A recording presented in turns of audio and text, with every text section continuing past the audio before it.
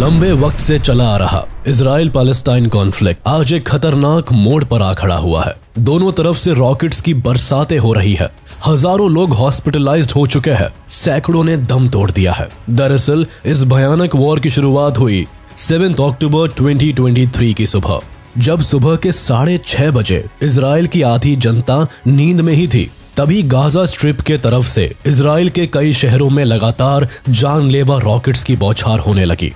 Rockets की तादाद इतनी ज्यादा थी कि अपने सुपर डिफेंस टेक्नोलॉजी के लिए जाने जाने वाले इजराइल के एयर डिफेंस सिस्टम आयरन डोम भी अचानक से आए हजारों रॉकेट्स की बारिश को पूरी तरह से संभाल नहीं पाए। 7 अक्टूबर को अचानक हमास ने सिर्फ 20 मिनट में ही करीब 5000 रॉकेट्स इजराइल के अगेंस्ट लॉन्च कर दिए।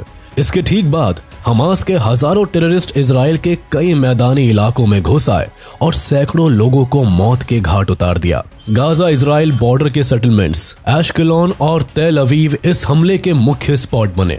इस घटना में अभी तक लगभग 1400 इजरायली मारे गए। संडे को हुई इस घटना को इजरायली पीएम बेंजामिन नेतन्याहू ने एक मैसिव टेररिस्ट अटैक का नाम दिया और publicly Israel is at war की घोषणा कर दी।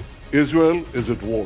मंडे को इजराइल ने जवाबी कार्रवाई की और इसके साथ ही हमास और इजराइल के बीच युद्ध शुरू हो गया। इजराइल के इतिहास में हुए इस भयानक टेररिस्ट अटैक को वर्स्ट सिविलियन मैसेकर का नाम दिया जा रहा है। हमास, जो कि गाजा स्ट्रिप को कंट्रोल करती है, उसने ऐसी तबाही फैलाई है जिसकी वजह से न सिर्फ इजराइल बल्कि पूरी इंसानियत का खून खौल उठा है। इस तरह के बार्बरिक कांड के बाद इजराइल ने भी फ्रंट संभालते हुए जवाबी कार्रवाई शुरू कर दी है। मंडे 8 अक्टूबर को इजराइल ने जवाबी कार्रवाई करते हुए हमास के खिलाफ बॉम्बिंग शुरू कर दी। इस पूरी वॉर में अब तक लगभग 3000 से ज्यादा कॉमन लोग मारे गए हैं। इजराइल की सरकार ने इजराइल में हुए इस नरसंहार के बदले हमास को जड़ से खत्म कर देने की कस्में खाई। आखिर कौन है ये हमास और क्यों हमास ने एक बार फिर इजराइल के ऊपर इस तरह से अटैक किया है? अगर ध्यान से देखें तो इसकी जड़ें इजराइल पैलेस्टाइन के डिवीजन के साथ ही शुरू हो गई। ऊपर से पैलेस्टाइन के आपसी युद्ध की वजह से पैलेस्टाइन ही टुकड़ों में बटा हुआ है। About the Israel-Palestine conflict that has broken out since this morning in a way that hasn't happened in quite a few years. Entire Jewish families, including newborn babies, have been found slaughtered in their homes by Hamas terrorists. As Israel prepares for an all-out assault on Hamas, as the Israeli military announces there will be an integrated and coordinated attack from the air, sea, and land. As the clock ticks on Israel's threat to eliminate Hamas.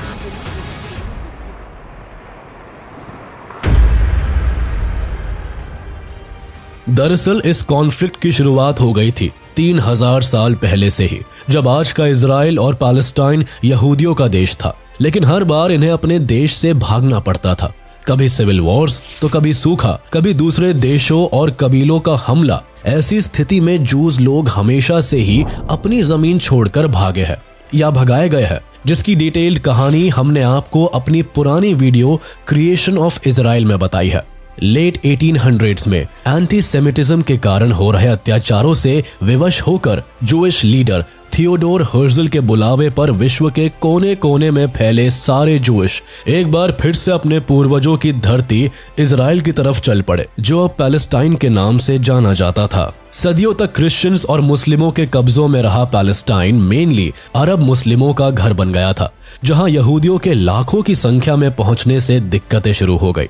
और शुरुआत की यही छोटी मोटी दिक्कतें आज Israel Palestine के बीच आए दिन हो रहे संघर्षों की जड़ बन गई।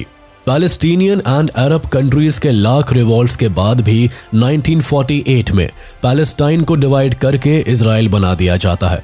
इस डिवीजन के साथ यहूदी अपनी प्रॉमिस्ड लैंड को फाइनली प्राप्त कर लेते हैं और यहीं से पैलेस्टाइन इजराइल के बीच युद्ध की शुरुआत हो जाती है, जिसका विकराल रूप आज पूरी दुनिया देख रही है।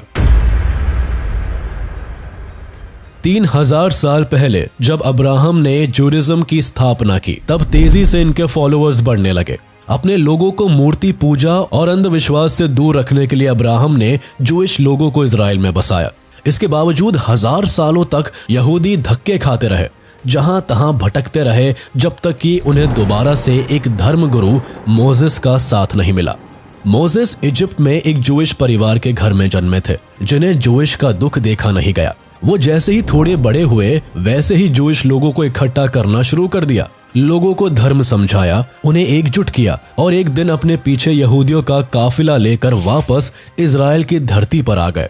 इन्होंने यहूदी धर्म के 10 उपदेश दिए, जिन्हें एक पत्थर पर लिखवाया गया, जिसे 10 कमांडमेंट ऑफ गॉड कहा गया। इसके बाद पहली बार इजराइल में किंग सॉल ने यहूदी साम्राज्य बसाया।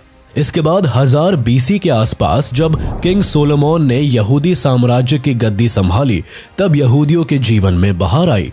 इसी दौरान उन्होंने इजराइल की राजधानी जेरूसलेम में यहूदियों का पहला मंदिर टेम्पल माउंट बनवाया, जिसे फर्स्ट टेम्पल कहा गया। यहाँ कुछ सदियों तक यहूदियों ने इजराइल में सुखी जीवन बिताया, लेकिन जल्दी ही अब यहाँ विदेशी राजाओं के हमले फिर से शुरू हुए और जूइश को फिर से यहाँ से भागना पड़ा। कुछ समय बाद यहाँ बेबीलोनियन किंग्स का राज हो गया, जिन्होंने इस टेम्पल माउंट को तोड़वा दिया और जूइश लोगों को स्लेव बनाकर बेबीलोन ले गए, जिसके बाद सिटी ऑफ जेरूसलेम बिल्कुल उजड़ गई और साथ ही साथ जूइश का इजराइल से नामो निशान भी मिट गया। समय फिर बदला और बेबीलोन को पर्शियन किंगडम ने बेबीलोन से लेकर इजिप्ट तक को जीत लिया और जो भी जूइश बंदी बनाकर बेबीलोन में लाए गए थे उन्हें फ्री कर दिया गया। इनमें से एक पर्शियन किंग साइरस ने यहूदी लोगों को न सिर्फ इजराइल भेजा बल्कि सेकंड टेम्पल बिल्ड करने के लिए कुछ फंडिंग भी की थी। इसके बाद 516 BCE में यहूदियों ने दोबारा से अपना मंदिर बनवाया, जिसे सेकंड टेम्पल कहा गया। इसके बाद इजराइल रोमन किंगडम के कब्जे में आ गया। अब तक जूइश किसी तरह जीवन जी रहे थे, लेकिन इसी बीच जेरूसलेम के एक यहूदी परिवार में जीसस क्राइस्ट का जन्म हुआ। जीसस बड़े होने के साथ ही क्रिश्चियनिटी की टीचिंग फैलाने लगे, लोगों से मिलने लगे, बीमारियां ठीक करने लगे। पूरी यहूदी आम जनता उनसे इन्फ्लुएंस होने लगी। इस बात से यहूदी धर्मगुरुओं को बड़ी परेशानी होने लगी। वो जीसस की टीचिंग्स को यहूदी समाज में फैलने से रोकना चाहते थे। ऐसा माना जाता रहा है कि रोमन गवर्नर को यहूदी धर्मगुरुओं ने जीसस और उनकी टीचिंग्स के खिलाफ भड़काया था। इसके बाद ही पोंशियस पायलट, जो कि एक रोमन प्रीफेक्ट यानी कि जेरूसलेम का गवर्नर था, उसने जीसस को क्रूसीफाई करने का फैसला लिया। पूरे यहूदी समाज ने इस बात पर सहमति दी थी और साथ ही यहूदी लोगों ने ही जीसस को क्रूसीफाई करवाया। लेकिन धीरे धीरे जीसस की टीचिंग्स बढ़ने लगी। रोमन एम्पायर में लोग धड़ाधड़ कन्वर्ट होने लगे और तो और कई जूइश भी अब क्रिश्चियनिटी को फॉलो करने लगे, जिससे यहूदियों की समस्या और बढ़ने लगी। 312 CE में रोमन किंग कॉन्स्टेंटाइन ने क्रिश्चियनिटी को एक्सेप्ट कर लिया और क्रिश्चियनिटी को रोमन किंगडम का राज धर्म घोषित कर दिया गया। इसके बाद रोमन्स की बढ़ती हुई क्रिश्चियन पॉपुलेशन की वजह से कई जूइश भी कन्वर्ट होने लगे थे, जिससे जूइश के धर्मगुरुओं ने मिलकर रोमन के खिलाफ रिवोल्ट कर दिया ताकि क्रिश्चियंस को इजराइल से भगाया जा सके और रोमन के राज से छुटकारा मिल सके। लेकिन जूइश ने जीसस के क्रूसिफिकेशन को सपोर्ट किया था, इसीलिए पूरी रोमन जनता उन्हें दुश्मन मानने लगी और इसके बाद और खुलेआम उनका परसिक्यूशन होने लगा। फिर भी यहूदी रोमन एम्पायर को मानने से इनकार करते रहे, जिससे खफा होकर रोमन किंग्स के ऑर्डर पर पूरे जेरूसलेम को जला दिया गया। इसी दौरान रोमन्स ने यहूदियों के सेकंड टेम्पल को भी जलाकर राख कर दिया, जिसकी एकमात्र दीवार वेस्टर्न वॉल आज भी जेरूसलेम में बची हुई है। बहरहाल रोमन्स के क्रिश्चियनिटी एक्सेप्टेंस के बाद जूइश की स्थिति अब इजराइल में काफी खराब होने लगी। कुछ ही समय बाद किंग कॉन्स्टेंटाइन ने इसी टेम्पल के वेस्टर्न वॉल की कुछ दूरी पर एक चर्च बनवा दिया, जहां पर जीसस को क्रूसीफाई किया गया था। इसके बाद ये जगह क्रिश्चियंस के लिए होली प्लेस बन गई। इस चर्च का नाम चर्च ऑफ द रिजरेक्शन है, जो कि जेरूसलेम में वेस्टर्न वॉल से थोड़ी दूरी पर बसा है। कुछ सदियों बाद जब अरबों का राज आया, तब हजरत मोहम्मद के वक्त इस्लाम ने पूरे मेडिटेरेनियन सी के क्षेत्र पर अपना कब्जा जमा लिया और फिर जेरूसलेम का शहर अरबों के हाथ में आ गया। अरबों के समय यहूदियों को थोड़ी चैन की सांस मिली। इसी दौरान मोहम्मद हजरत को सपना आया कि वो जेरूसलेम में नमाज अदा कर रहे हैं, जिसके बाद उन्होंने जेरूसलेम में आकर अल बुराक मस्जिद में नमाज अदा की। ऐसा माना जाता है कि इसी मस्जिद के पास एक डोम है, जिस पर चढ़कर मोहम्मद हजरत ने जन्नत का सफर किया था। इसके बाद ये मस्जिद मुस्लिमों के लिए बेहद महत्वपूर्ण हो गया। इसके बाद इस एक छोटे से शहर जेरूसलेम से क्रिश्चियन, मुस्लिम्स और जूइश तीनों कम्युनिटीज के रिलीजियस सेंटिमेंट्स जुड़ गए। रिलीजियस सेंटिमेंट्स जुड़े होने की वजह से तीनों ही कम्युनिटीज हमेशा से इस शहर को अपने कब्जे में लेने के लिए लड़ती रही है। जब जब यहूदियों पर बाहरी राजाओं ने हमला किया, तब तब ये आसपास की जगहों में अपना देश छोड़कर रहने चले गए। हजारों जूइश अफ्रीका, गल्फ कंट्रीज और एशियन कॉन्टिनेंट्स में आ गए। वहीं यूरोप से नजदीकी होने के कारण लाखों यहूदी यूरोप की तरफ जा बसे।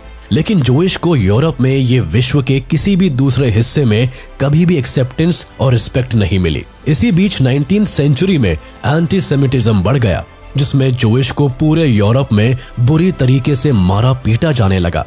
इनके ऊपर कई तरह के रेस्ट्रिक्शंस लगाए गए। इन्हें पब्लिकली मास परसिक्यूट किया गया। ऐसी स्थिति में जूस अब बेहद परेशान हो चुके थे और अपने देश की मांग करने लगे थे। इसी दौरान ऑस्ट्रो हंगेरियन एम्पायर की एक जूइश फैमिली में 2 मई 1860 को थियोडोर हर्जल का जन्म हुआ, जो कि एक पत्रकार और यहूदियों के पॉलिटिकल लीडर बने। इन्होंने जूइश के ऊपर यूरोप में हो रहे अत्याचारों के बारे में लिखना शुरू किया और अपने थॉट्स को लिखकर फैलाना शुरू किया, जिसमें जूइश लोगों के लिए अपनी मातृभूमि की मांग करने को कहा। इन्होंने एक किताब द जूइश स्टेट लिखी, जो कि पूरे वर्ल्ड में यहूदियों के बीच काफी लोकप्रिय हो गई। इसके बाद इन्होंने द ज़ायनिस्ट ऑर्गेनाइजेशन को भी बनाया, जिसका मकसद जूइश को पूरी दुनिया से लाकर इजराइल में बसाना था। पूरी दुनिया के जूइश, खासकर जो अमेरिका में बसे थे, उनसे इस ऑर्गेनाइजेशंस को काफी डोनेशन आने लगा। इसके बाद ये ऑर्गेनाइजेशन पूरे विश्व भर में बिखरे यहूदियों को बुलाकर पैलेस्टाइन के बॉर्डर एरियाज में बसाने लगी। इसके बाद धीरे धीरे पैलेस्टाइन में जूइश की संख्या लाख के आसपास पहुंच गई, जिससे कि मुस्लिम्स जो पहले से पैलेस्टाइन में रहते थे, उन्हें अब इनसिक्योरिटी होने लगी। पैलेस्टाइन में मुस्लिम्स और यहूदियों के बीच तनाव तभी बढ़ने लगा था। इसी बीच 1914 में फर्स्ट वर्ल्ड वॉर शुरू हो गई, जिसमें कि ब्रिटिश ने ज़ायनिस्ट पार्टी से फाइनेंशियल मदद मांगी और बदले में जूइश स्टेट इजराइल बनाने का वादा किया। इस बात पर यहूदी राजी हो गए और उन्होंने ब्रिटिश एम्पायर के साथ एक अग्रीमेंट साइन किया, जिसे बेल्फोर डिक्लेरेशन कहा गया। फर्स्ट वर्ल्ड वॉर जीतने के बाद पैलेस्टाइन ब्रिटिश एम्पायर के हाथ में आ गया। इसके बाद यहूदियों ने ब्रिटिश पर अपना देश इजराइल बनाने का दबाव डालना शुरू कर दिया, लेकिन पैलेस्टीनियन ने इसका खुलकर विरोध करना शुरू कर दिया। वो नहीं चाहते थे कि जूइश आकर उनसे उनका देश छीने। इस तनाव को कम करने के लिए ब्रिटिश ने हर साल सिर्फ 10,000 जूस को पैलेस्टाइन आने की अनुमति दी। लेकिन फिर जर्मनी में हिटलर का राइज होने लगा। इसके साथ ही वहां यहूदियों पर अत्याचार बढ़ना शुरू हो गया। इसी वजह से कई लाख जूइश पूरे जर्मनी और उनके अलाइड देशों से भाग भाग कर अब पैलेस्टाइन पहुंचने लगे। 1939 में वर्ल्ड वॉर 2 शुरू होते ही जर्मनी में रह रहे यहूदियों पर अत्याचार बढ़ गया एंड वर्ल्ड वॉर 2 खत्म होते होते लगभग 6 मिलियन यहूदियों को मार दिया गया, जिसे हॉलोकॉस्ट के नाम से जाना जाता है। इस हॉलोकॉस्ट से बचे हुए लाखों यहूदियों को वापस पैलेस्टाइन लाया गया, जिससे कि मुस्लिमों और यहूदियों के बीच युद्ध शुरू हो गया। अब यहाँ यहूदियों के लिए अपने अस्तित्व की बात थी। पूरी दुनिया से उन्हें भगाया जा रहा था। ऐसे में वो अपनी जमीन छोड़कर कहां जाते? उन्होंने ब्रिटिश आर्मी और पैलेस्टाइन दोनों से ही युद्ध किया और अपना यहूदी शहर बसा लिया। इसके बाद उन्होंने ब्रिटिश पर फिर से इजराइल देश बनाने का दबाव डाला, लेकिन ब्रिटिश ने ये काम यूएन को सौंपकर खुद पैलेस्टाइन को आजाद कर दिया। यूएन ने रेजोल्यूशन 181 सेकंड 1947 के तहत पैलेस्टाइन को डिवाइड कर दिया। अब सारी प्रॉब्लम की जड़ यही से शुरू होती है। मोस्टली जूइश जो थे वो पैलेस्टाइन के ऊपरी भागों में बॉर्डर साइड में बसे हुए थे। इस डिवीजन में यूएन ने जूइश को पैलेस्टाइन का 56% हिस्सा दे दिया। ऊपर और नीचे का हिस्सा इजराइल को दिया गया और साथ ही एक बीच का ईस्टर्न पार्ट पैलेस्टाइन बना। इस मैप में जो ब्लू एरिया है वो प्रपोज्ड इजराइल था और येलो वाला हिस्सा पैलेस्टाइन। इस तरह के बंटवारे से ना तो सिर्फ पैलेस्टाइन के मुस्लिम नाराज हो गए, बल्कि पूरे अरब देश जिन्होंने यूएन में पैलेस्टाइन के बंटवारे के अगेंस्ट वोट किया था, वो भी काफी नाराज हो गए। इस बंटवारे में पैलेस्टाइन 3 भागों में डिवाइड हो गया। ब्लू वाला भाग इजराइल बना, येलो पार्ट पैलेस्टाइन डिक्लेयर किया गया और जेरूसलेम को इंटरनेशनल कंट्रोल में रखा गया। इस डिवीजन की वजह से लगभग 7 लाख पैलेस्टीनियन रातों रात बेघर हो गए। जहां एक तरफ जूइश इस बंटवारे से काफी खुश थे, वहीं पैलेस्टीनियन की जीवन दिशा ही उलट पलट गई थी। हालांकि पैलेस्टाइन में उस वक्त 1/3 पॉपुलेशन जूइश की थी और 2/3 पॉपुलेशन अरब मुस्लिमों की थी, लेकिन फिर भी यूएन ने इस तरह का बंटवारा किया जिससे कि पैलेस्टाइन और इजराइल के बीच युद्ध होना निश्चित हो गया। मई 14, 1948 को इजराइल ने अपने सदियों से खोए देश को पाने का जश्न मनाया, लेकिन इसके ठीक एक दिन बाद 5 अरब countries Egypt, Iraq, Jordan, Lebanon and Syria ने मिलकर एक साथ इजराइल पर अटैक कर दिया। पूरी दुनिया को लगा कि इजराइल की यह आजादी सिर्फ एक दिन रहेगी, लेकिन यहूदियों ने पूरी दुनिया को दिखा दिया कि वो अब इजराइल छोड़कर नहीं भागेंगे। इस हमले में इजरायली मिलिट्री ने ऐसा युद्ध किया कि 5 अरब देशों को पीछे हटना पड़ा। इस युद्ध के बाद तो इन्होंने पैलेस्टाइन के बचे हुए हिस्से को भी आधे से ज्यादा जीत लिया था। इस दौरान इजराइल ने पैलेस्टाइन के जाफा, लाइडा, रामल एरिया, अपर गलीली, नेगेव सिटी के कुछ हिस्से, तेल अलीव, जेरूसलेम रोड को पूरी तरह से कब्जा कर लिया, जो कि इंटरनेशनल टेरिटरी का हिस्सा था। इन्होंने वेस्ट जेरूसलेम सिटी को भी अपने कब्जे में कर लिया। जॉर्डन ने जेरूसलेम के ईस्टर्न हिस्से और वेस्ट बैंक को इस दौरान अपने कब्जे में लिया और इसी वक्त इजिप्ट ने गाजा स्ट्रिप को हथिया लिया। इस युद्ध की वजह से एक बार फिर पैलेस्टाइन लोग अपने ही देश में रेफ्यूजी बन गए। 1956 में सुएज कैनाल क्राइसिस एक और ऐसा वॉर था जिसमें इजराइल को इजिप्ट के साथ उलझना पड़ा। इन दिनों इजिप्ट की कम्युनिस्ट पावर्स के साथ बहुत अच्छे संबंध बन रहे थे, खासकर यूएसएसआर और चेकोस्लोवाकिया के साथ। इजिप्ट कंट्री हेड नासर के संबंध काफी गहरे हो रहे थे। दरअसल इन दिनों इजिप्ट में नाइल रिवर पर एसवान हाई डैम बन रहा था। ये डैम बन तो रहा था इजिप्ट के हिस्से में, लेकिन इसे पूरी तरह से ब्रिटिश और अमेरिका फाइनेंस कर रहे थे। इस दौरान इजिप्ट के प्रेसिडेंट जमाल अब्देल नासर ने यूएसएसआर के साथ काफी अच्छे संबंध बना लिए, क्योंकि उन दिनों इजिप्ट में एसवान हाई डैम बनाने की बात हो रही थी जिसे यूएसए फंड करने वाला था। लेकिन नासर के यूएसएसआर से बढ़ती नजदीकियों के कारण यूएसए ने बैक ऑफ कर लिया। इससे नाराज होकर नासर ने रिएक्ट करते हुए सुएज कैनाल को नेशनलाइज कर दिया और उस एरिया में मार्शल लॉ लागू कर दिया। अब तक इस कैनाल को सुएज कैनाल कंपनी चला रही थी, जो कि फ्रेंच और ब्रिटिश के द्वारा कंट्रोल थी। इस कैनाल को नेशनलाइज करके इजिप्शियन प्रेसिडेंट नासर ने सोचा कि इस रास्ते से गुजरने वाले हर शिपमेंट पर टैक्स लगाया जाएगा, जिससे कि डैम को बनाने के लिए पैसे जुटाए जा सकेंगे। अब ब्रिटिश और फ्रांस को इस बात का डर हो गया कि कहीं इजिप्ट गल्फ कंट्रीज से आने वाले पेट्रोलियम को बंद ना कर दे, इसलिए उन्होंने इजिप्ट पर हमला करने की ठान ली। इधर 1955 से ही इजिप्ट लगातार इजराइल पर हमले कर रहा था और उन्होंने ये भी कह दिया था कि इजराइल के शिप्स को सुएज कैनाल से होकर नहीं जाने देंगे। साथ ही नासर ने इजराइल को स्ट्रेट्स ऑफ तिरान में एंटर करने पर भी पूरी पाबंदी लगा दी थी, जिससे कि इजराइल भी बदला लेने के लिए उबल रहा था। इसी कारण ब्रिटिश, फ्रांस और इजराइल ने मिलकर इजिप्ट पर वॉर डिक्लेयर कर दिया। इस युद्ध में भी इजराइल इजिप्ट का एक बड़ा भाग जीतकर सुएज कैनाल तक पहुंच जाता है, लेकिन यूएन के इंटरवेंशन के बाद ये इजिप्ट की जीती हुई जमीन उन्हें लौटा देती है। हालांकि इसके साथ ही उन्हें सुएज कैनाल और स्ट्रेट्स ऑफ तिरान में शिपिंग करने की ऑफिशियल मंजूरी मिल जाती है। इस पहल के बाद इजिप्ट और इजराइल के बीच थोड़ी टेंशन्स कम होती है, पर अरब कंट्रीज के रेवोल्यूशनरीज नाराज हो जाते हैं। उन्हें लगने लगता है कि अब अरब कोलिशंस को और मजबूत करना होगा, तब जाके कहीं मैंडेटरी पैलेस्टाइन का हिस्सा उन्हें मिल पाएगा। मैंडेटरी पैलेस्टाइन के हिसाब से 1948 के पहले जितना भी इजराइल और पैलेस्टाइन का हिस्सा था वो अब सिर्फ अरब मुस्लिम का था, जहां जूइश या इजराइल का नामो निशान नहीं था। दरअसल फर्स्ट वर्ल्ड वॉर के समय ब्रिटिश ने अरबों से ओटोमन एम्पायर के खिलाफ रिवॉल्ट करने को कहा था, क्योंकि ओटोमन एम्पायर वर्ल्ड वॉर 1 में ब्रिटिश के खिलाफ लड़ रहा था। ऐसे में ब्रिटिश ने पैलेस्टीनियन लोगों से कहा कि अगर वो उनका साथ देंगे तो उन्हें अपना पैलेस्टाइन देश बनाने में ब्रिटिश मदद करेगा। इस युद्ध के समय ही मैंडेट फॉर पैलेस्टाइन भी साइन हुआ था, जिससे कि ब्रिटिश एम्पायर को अरब मुस्लिम्स के लिए उनका अपना स्वतंत्र देश स्थापित करना था। वहीं दूसरी ओर उन्होंने यही वादा यहूदियों से भी कर रखा था, जिससे कि इजराइल और पैलेस्टाइन का मामला और कॉम्प्लिकेटेड होता चला गया। अनडिवाइडेड पैलेस्टाइन को हासिल करने के लिए अरब लोगों ने 1964 में पैलेस्टाइन लिबरेशन ऑर्गेनाइजेशन यानी कि पीएलओ का गठन किया। इस ऑर्गेनाइजेशन का शुरुआती पर्पस था कि वायलेंट तरीके इस्तेमाल करके मैंडेटरी पैलेस्टाइन का हिस्सा कब्जा करना और यहूदियों को पैलेस्टाइन से भगाकर अनडिवाइडेड पैलेस्टाइन कंट्री को फॉर्म करना। इस ऑर्गेनाइजेशन की पहली मीटिंग कायरो में हुई, जिसे अरब लीग के 13 देशों ने साथ मिलकर अटेंड किया। यह ऑर्गेनाइजेशन आए दिन इजराइल पर अटैक करता रहा, जिसके बाद से इजराइल और यूएस ने इसे टेररिस्ट ऑर्गेनाइजेशन घोषित कर दिया।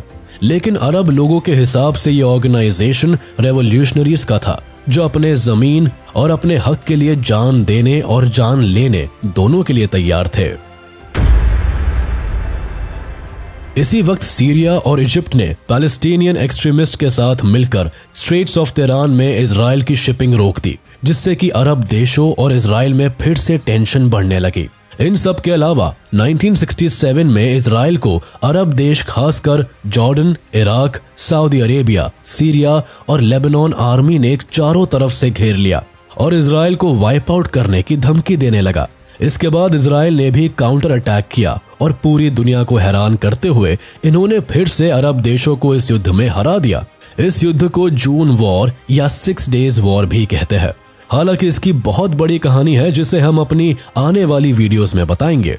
इस युद्ध में न सिर्फ इजराइल जीत गया, बल्कि इन्होंने इजिप्ट का ये पूरा बड़ा सा सिनाई पेनिनसुला छीन लिया।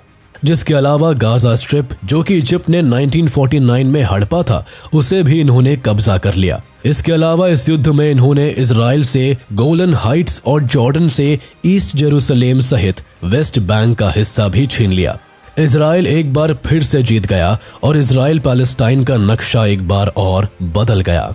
इस मैप को देखिए, यहाँ जितने भी ब्लू पार्ट है वो इजराइल था और इस युद्ध के बाद ये पूरे ग्रीन एरियाज जो है उसे इजराइल ने जीत लिया। इसके बाद इन जगहों पर जूइश जाकर अपनी सेटलमेंट बनाने लगे और इन जगहों पर रहने लगे। लेकिन यहाँ एक प्रॉब्लम और हो गई। गाजा स्ट्रिप और वेस्ट बैंक ऑक्यूपेशन के बाद लगभग 3 लाख पैलेस्टीनियन और 1 लाख के करीब इजिप्शियंस को अपना देश छोड़कर भागना पड़ा, जिससे कि इजराइल और पैलेस्टाइन के बीच की सिचुएशन और खराब हो गई।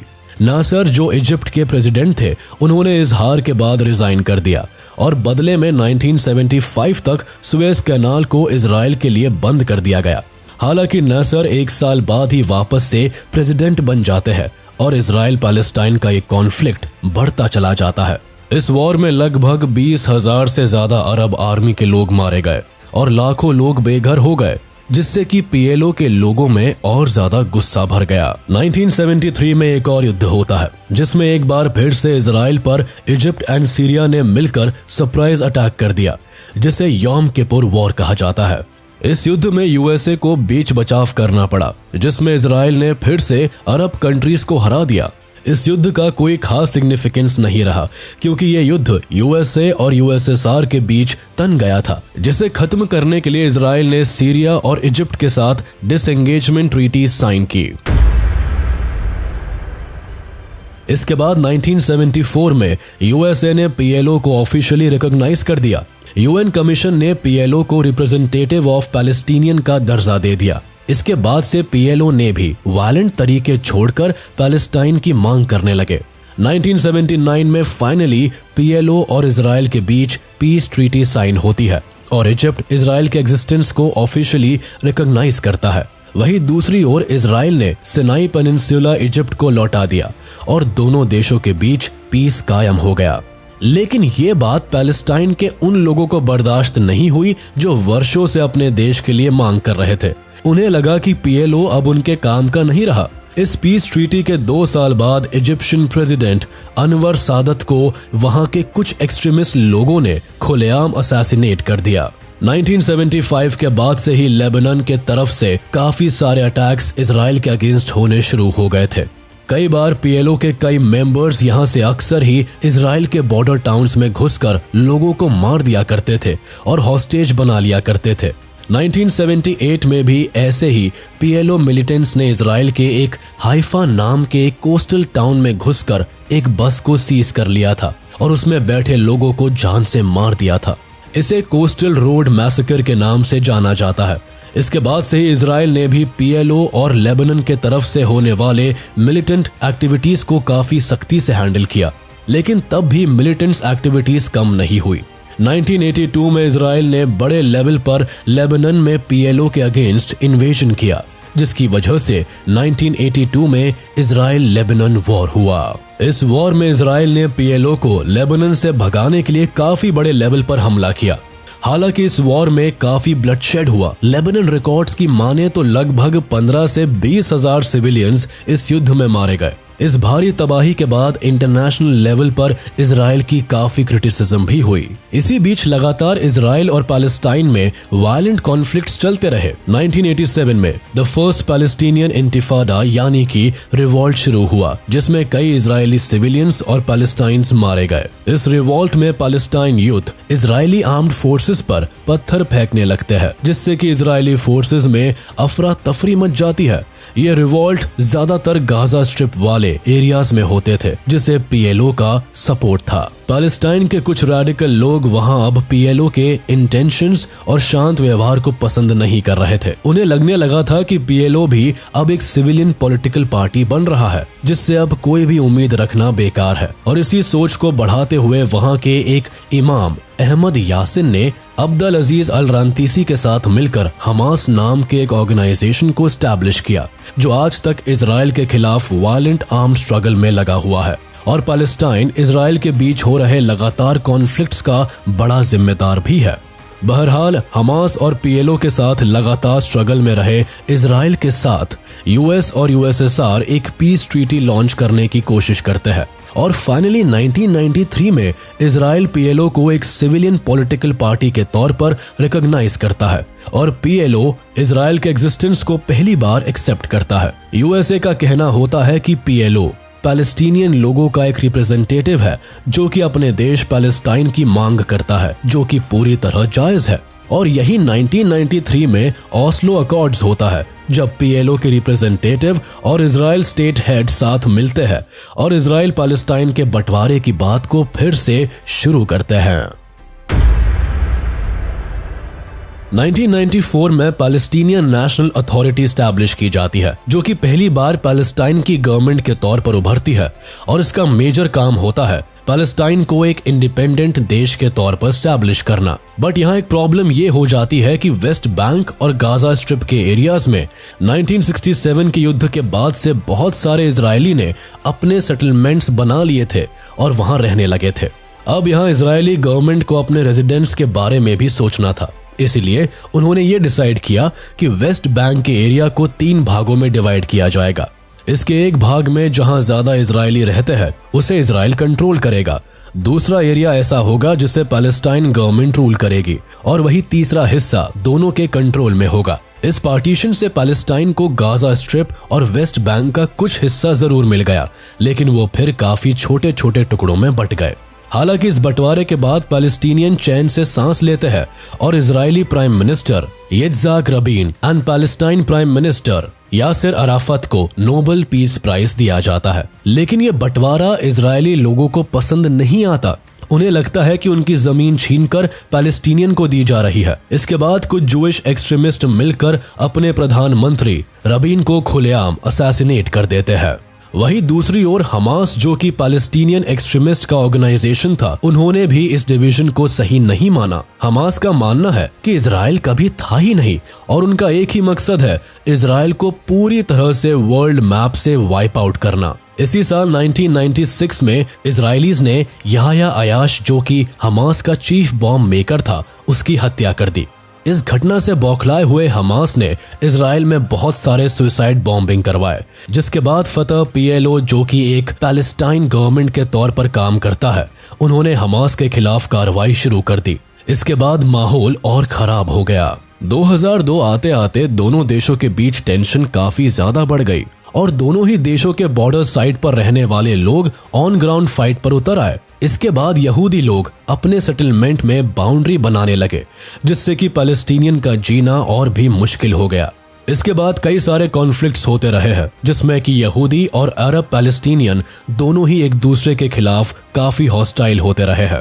जब पीएलओ की गवर्नमेंट, जिसकी मेजर पार्टी फतह है, वो हमास के मिलिटेंट एक्टिविटीज को कंट्रोल करने की कोशिश करती है, तो हमास फतह के खिलाफ हो जाता है और 2006 में वो पीएलओ के अगेंस्ट इलेक्शन में उतर आते हैं। इसी इलेक्शन में हमास अपनी जीत दर्ज कर लेते हैं। इसके बाद पैलेस्टाइन में सिविल वॉर छिड़ जाता है और 2007 में बैटल ऑफ गाजा होती है, जिसमें पैलेस्टाइन के हमास और पीएलओ के सपोर्टर्स आपसी युद्ध में घिर जाते हैं। बदले में पैलेस्टाइन के टुकड़े हो जाते हैं और Hamas militant group Gaza strip के एरिया को ऑक्यूपाई कर लेते हैं।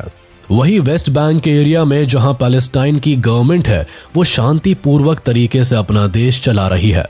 वेस्ट बैंक के एरिया में तो शांति बहाल है, लेकिन गाजा स्ट्रिप का जो एरिया है जिसे हमास ने ऑक्यूपाई कर रखा है, वहां लगातार हमास ग्रुप और इजराइल के बीच जंग ठनी रहती है। आए दिन वहां से इजराइल के खिलाफ रॉकेट्स, बॉम्ब्स फेंके जाते हैं और पत्थरबाजी की जाती है। हमास आए दिन इजराइल के खिलाफ आर्म्ड स्ट्रगल में भिड़ता रहता है। वहीं इसके दूसरे पहलू पर अगर नजर डाले तो ये भी सच है कि लगातार कई सालों से इजराइल भी गाजा स्ट्रिप पर लगातार अपना कंट्रोल बनाए रखने की कोशिश में पैलेस्टाइन अरब्स को ब्रूटली हैंडल करता है। यहूदियों के लिए ये शहर मैटर ऑफ एग्जिस्टेंस है। वो यहाँ वॉर नहीं करते, बल्कि अपने एग्जिस्टेंशियल क्राइसिस को दूर करने की कोशिश करते हैं। यहाँ भी कुछ रैडिकल लोग हैं जो जानबूझ के इस एरिया में अपना सेटलमेंट बना कर रहते हैं, जिससे कि उनका वर्चस्व गाजा स्ट्रिप में बना रहे। अगर करंट सिचुएशन की बात करें तो हर दिन का झगड़ा आज एक बड़ा मुद्दा बन गया है। हमास वर्सेस इजराइल का जो ये युद्ध है वो अब बहुत बड़े लेवल पर जा पहुंचा है। 7 अक्टूबर की सुबह जब हमास ने 5000 से ज्यादा रॉकेट्स छोड़े और नोवा म्यूजिक फेस्ट में जिस तरह से लोगों को मारा पीटा, हॉस्टेज बनाया गया और औरतों के आबरू के साथ खिलवाड़ किया, उससे तो इंसानियत भी शर्मसार हो गई है। इजराइल के इतिहास में हुए इस भयानक कांड को वर्स्ट सिविलियन मैसेकर का नाम दिया जा रहा है। हमास ग्रुप जो कि गाजा स्ट्रिप कंट्रोल करती रही, उसने ऐसी तबाही फैलाई है जिसकी वजह से ना तो इजराइल बल्कि पूरी इंसानियत का खून खौल उठा है। इस तरह के बारबारिक कांड के बाद इजराइल ने भी फ्रंट संभाला है और जवाबी कार्रवाई शुरू कर दी है। मंडे 8 अक्टूबर को इजराइल ने जवाबी अटैक करते हुए हमास के खिलाफ बॉम्बिंग शुरू कर दी। इस पूरे वॉर में अब तक दोनों तरफ के लगभग 5000 से ज्यादा कॉमन लोग मारे गए हैं। वहीं पैलेस्टाइन में 10,000 के करीब लोग हॉस्पिटलाइज्ड है। इजराइल की सरकार ने इजराइल में हुए इस नरसंहार के बदले हमास को जड़ से खत्म कर देने की कसमें खा रहा है। गाजा स्ट्रिप को कंट्रोल करने वाले हमास का कहना है कि ये हमला इजराइल के जियो एक्सपेंशन की वजह से हुआ है। इजराइल लंबे समय से पैलेस्टाइन की जमीन हथिया रहे हैं, तो हमास इस हमले के लिए मजबूर हो गया। हमास का कहना है कि रिसेंटली जेरूसलेम में अल अक्सा मस्जिद में पैलेस्टीनियन और मुस्लिमों के साथ बुरा बर्ताव किया गया। इसकी वजह से ही आज इजराइल के ऊपर अटैक हुआ है।